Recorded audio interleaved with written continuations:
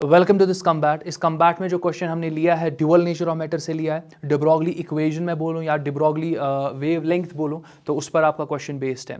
डिब्रॉय equation या de Broglie जो आपके पास इक्वेशन है, अगर मैं उसकी बात करूँ, उस इक्वेशन के थ्रू आप बोलते हो कि एक पार्टिकल के पास सिंपली मोमेंटम भी होता है और एक पार्टिकल के पास एक वेव लेंथ भी एसोसिएटेड होती है। दैट मीन्स पार्टिकल का ड्यूअल नेचर होता है। तो अगर मैं पहले इंपॉर्टेंट इक्वेशन की बात करूँ, वो आपका डिब्रोगली इक्वेशन है lambda is equal to H divided by P, जहां पर पी आपके पार्टिकल का मोमेंटम होता है और जो लैम्डा आपके पास होता है वो पार्टिकल के साथ एसोसिएटेड वेवलेंथ का वेव का वेवलेंथ होता है। फर्दर अगर मैं बात करूं, आप इसको लिख सकते हो it is equal to H divided by momentum की जगह आप एम वी लिख सकते हो।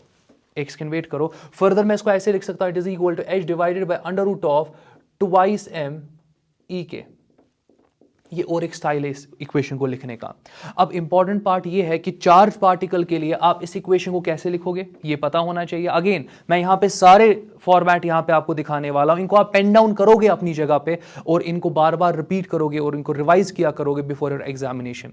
बाकी इस क्वेश्चन का आंसर बहुत आसान है, इस क्वेश्चन पे भी आएंगे, बट पहले मैं चाहता हूं कि आप कुछ पॉइंट्स को पेन डाउन करो। तो इंपॉर्टेंट पार्ट अगर मैं बात यहां पे करूं, अगर आप एक चार्ज पार्टिकल को लेते हो और उसको उस चार्ज पार्टिकल को आप अक्रॉस सम पोटेंशियल डिफरेंस उसमें डालते हो, उस रीजन में डालते हो, आप देखते हो कि आपका चार्ज पार्टिकल एक्सेलरेट करता है, वो एनर्जी गेन करता है और वो जो एनर्जी गेन करता है वो सिंपली उस पोटेंशियल के बेसिस पे होती है। कहने का मतलब आप यहां पर काइनेटिक एनर्जी बोल सकते हो, तब फॉर चार्ज पार्टिकल आपका काइनेटिक एनर्जी आप बोल सकते हो इट इज ईवी, मगर चार्ज पार्टिकल के लिए तो मैं लिख रहा हूं यहां पे point number 1 for charge particle.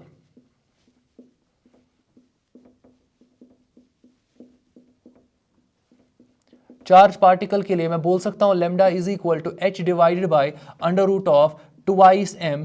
Kinetic energy की जगह पर आप ईवी लिख सकते हो, ईवी लिख सकते हो। अब डायरेक्टली आप देख लो, लैम्डा और पोटेंशियल जो आप अप्लाई कर रहे हो अक्रॉस द चार्ज पार्टिकल, उसको आप यहां पे रिलेट कर रहे हो।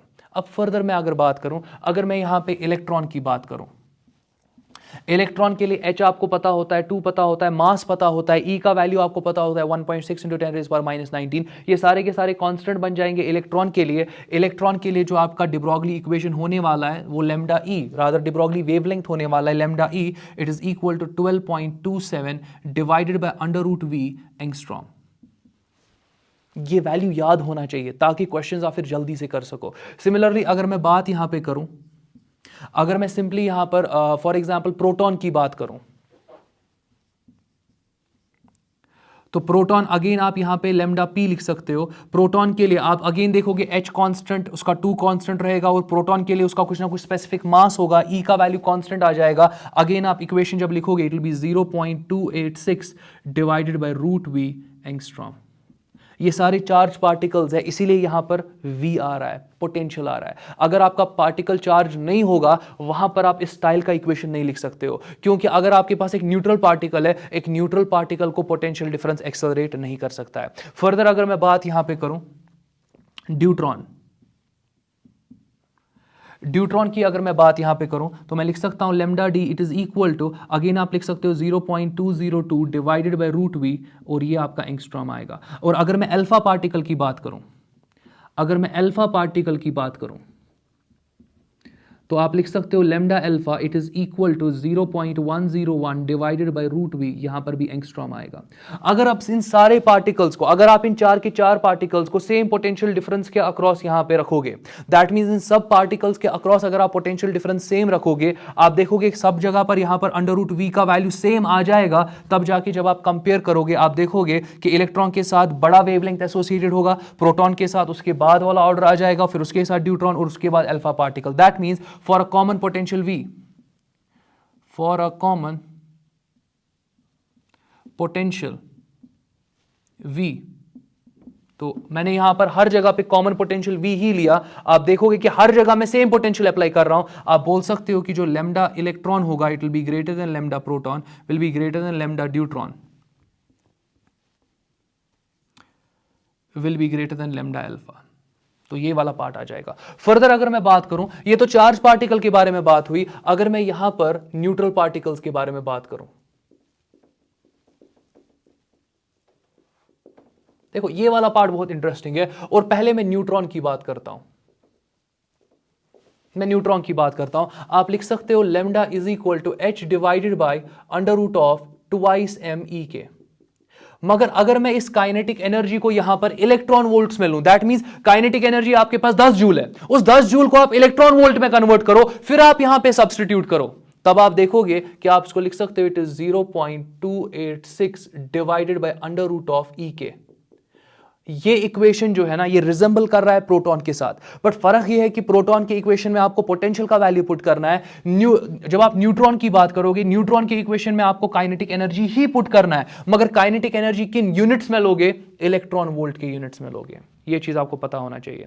फर्दर अगर मैं बात यहां पे करूं, थर्ड पॉइंट, अगर फॉर एग्जाम्पल आपके पास कोई भी पार्टिकल है, हर एक पार्टिकल का कुछ ना कुछ थर्मल स्पीड होता है, एक मॉलिक्यूल आपके पास है, उसका कुछ ना कुछ एवरेज थर्मल स्पीड होता है, और उसकी बात अगर मैं करूं average kinetic energy of a molecule की अगर मैं बात करूं, इट इज ऑलवेज 3/2 kT, जहां पर आपके पास k जो है वो बोल्ट्जमैन कांस्टेंट है। इस स्टाइल की अगर मैं बात करूं, जरा पुट करते हैं यहां पे ई के का वैल्यू इस इक्वेशन में, आप लिखोगे lambda is equal to h divided by under root of, यहां पर आपका 2m अपनी जगह पे, ई के की जगह पर आपका 3/2 kT आ जाएगा। आप डायरेक्टली इसको लिखोगे it is equal to h divided by 2 cancel हो जाएगा, अंडर रूट ऑफ ये आपका 3m kT आ जाएगा। तो ये आपकी गैस मॉलिक्यूल की बात हो रही है, ये गैस मॉलिक्यूल की बात हो रही है। और लास्ट आपका यहां पर थर्मल न्यूट्रॉन है।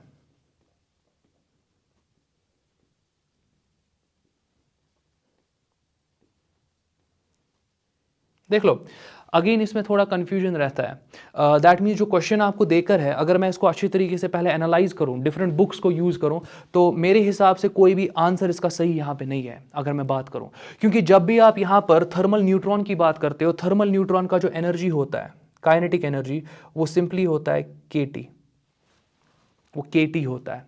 बट आपकी बुक ने क्या किया है, उन्होंने थर्मल न्यूट्रॉन का एनर्जी 3/2 kT लिया है। जब आप 3/2 kT लोगे तब आंसर मैच हो जाएगा। बट एक्चुअल में अगर मैं बात करूं, आपके थर्मल न्यूट्रॉन का जो काइनेटिक एनर्जी होता है, जो थर्मल इक्विलिब्रियम में होता है, उसका सिंपली एनर्जी kT होता है। तो यहां पर अगर मैं बात करूं, आपका de Broglie वेवलेंथ इस थर्मल न्यूट्रॉन के साथ जो एसोसिएटेड होगा, it will be equal to h divided by under root of, ये आपका 2m तो अपनी जगह पर है, 2m अपनी जगह है, काइनेटिक एनर्जी की जगह पर क्या लगा दोगे? kT। बट ऐसा कोई भी ऑप्शन वहां मैच नहीं हो रहा है। तो अब आपकी बुक वालों ने क्या किया होता है, या जो आपके कीज वगैरह होते हैं जो आपको मिलेंगे फॉर एग्जांपल ऑनलाइन, वहां पर वो क्या बोलते हैं कि आपके पास थर्मल न्यूट्रॉन का जो एनर्जी होता है वो 3/2 kT होता है। अब आपको करना कुछ नहीं है, आपको पता है lambda is equal to h divided by under root of 2m e के, इक्वेशन बहुत इंपॉर्टेंट है, आप इसको लिख सकते हो h divided by under root of 2 अपनी जगह पे, m अपनी जगह पे, काइनेटिक एनर्जी की जगह पे 3/2 kT आ जाएगा, और आप इसको लिखोगे h divided by under root of, आपका 2 और 2 कैंसिल हो जाएगा, ये आपका 3m kT आ जाएगा। और यहां पर ये ऑप्शन आपका है h divided by under root 3m kT, तो आप इसी को टिक देते हो। बट अगर मैं करेक्ट फॉर्म में जाऊं ना, करेक्ट फॉर्म में एक थर्मल न्यूट्रॉन का जो वेवलेंथ एसोसिएटेड होता है थर्मल न्यूट्रॉन के साथ, वो 2m kT आ जाता है, डिनोमिनेटर में 2 का फैक्टर आता है, ना कि 3 का फैक्टर। तो अगेन इसमें थोड़ा है कंफ्यूजन। इवन अगर आप AMU के क्वेश्चंस देखोगे, वहां पर उन्होंने इसी ऑप्शन को करेक्ट लिया हुआ है।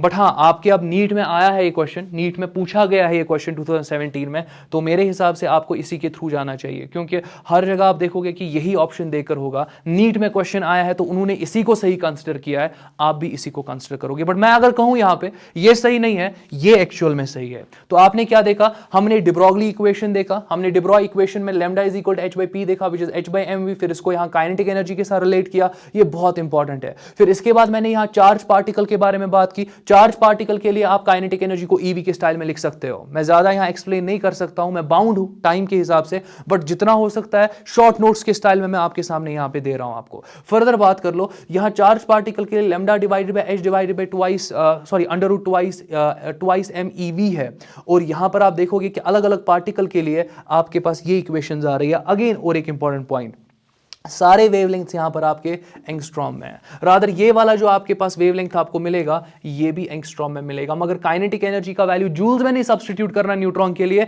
आप इलेक्ट्रॉन वोल्ट में सब्स्टिट्यूट करना। गैस मॉलिक्यूल्स का जो एनर्जी होता है, average kinetic energy of a gas molecule, it is 3/2 kT। Again आप इसको सब्स्टिट्यूट करके लैम्डा का वैल्यू निकाल सकते हो फॉर अ गैस मॉलिक्यूल। और लास्ट में थर्मल न्यूट्रॉन का ये स्टाइल रहता है, बट आपके जो ऑप्शंस यहां पर है वो इसके साथ मैच नहीं हो रहे हैं, तो आपको यहां पर जब आप बुक पे सोल्यूशन देखोगे, उनका सोल्यूशन कुछ ऐसे होता है। तो ऑप्शन ए इसका करेक्ट रहेगा, वरना मेरे हिसाब से नन ऑफ दीज होना चाहिए। नेक्स्ट कंबैट में मिलते हैं, आज के कंबैट में इतना काफी।